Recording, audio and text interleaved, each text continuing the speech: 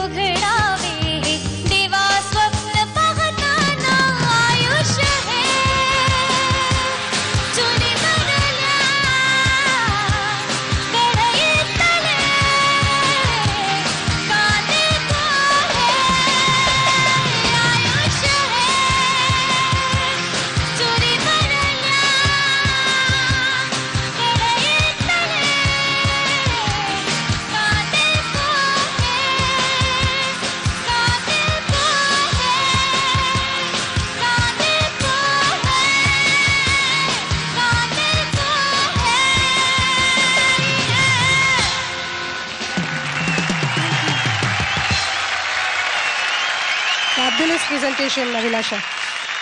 आणि अवधूतच्या परफॉर्मन्स नंतर अवधूतच गाणं मंचावर सादर झालेलं आहे, त्यामुळे अवधूत तुलाच या गाण्याविषयी विचारायचंय. आत्ताचा अभिलाषाचा परफॉर्मन्स कसा झाला? रॉकिंग झाला, म्हणजे रॉकिंग झाला आणि वेड लावणारा झाला, म्हणजे कमाल गायली ती. आणि म्हणजे रॉक फॉर्म जो आहे ना तो शिकून शिकवता येत नाही आणि शिकून शिकता येत नाही.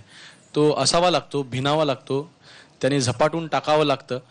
आणि तसं झालं तरच ते गाणं रॉक होतं, नाहीतर सूर तेच आहे, ताल तेच आहे, तर ते रॉक नाही होत गाणं. म्हणजे त्याच्यामध्ये अगदी छोटासा फरक असतो की आहे किंवा नाही आहे. तर तिचं आत्ताचं गाणं हे रॉक होतं आणि ते बस तिथे ती जिंकली. And it rocked.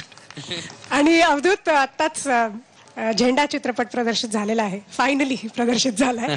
तर एक संगीतकार आणि एक दिग्दर्शक अशी तू दुहेरी भूमिका केली आहेस याच्यामध्ये. तर तुझा ओव्हरऑल एक्सपिरियन्स कसा होता, अनुभव कसा होता ह्या चित्रपटात? आम्हाला खूप उत्सुकता आहे तुझ्याकडून जाणून घ्यायची.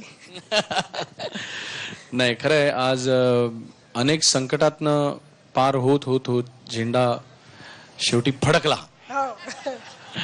आणि यामध्ये खूप गोष्टी कळल्या, उमजल्या. एक ओव्हरऑल म्हणजे पडद्या पाठीमागे घडणाऱ्या गोष्टी, सिस्टीम, या सगळ्या गोष्टी फार जवळनं इतक्या बघायला मिळाल्या की त्या गोष्टींवरती एक दुसरा चित्रपट बनू शकतो.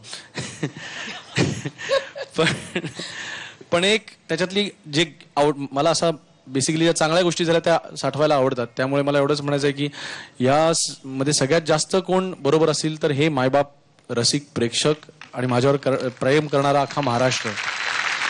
त्यांच्या जोरावर झेंडा फडकला. आणि मी ज्या काही तडजोडी केल्या त्या सुद्धा फक्त ह्या लोकांच्या प्रेमाखातर केल्या की नाही, माझा सामान्य रसिक प्रेक्षक चित्रपटगृहामध्ये आरामात सुरक्षितपणे जाता आला पाहिजे त्याला आणि चित्रपट बघता आला पाहिजे.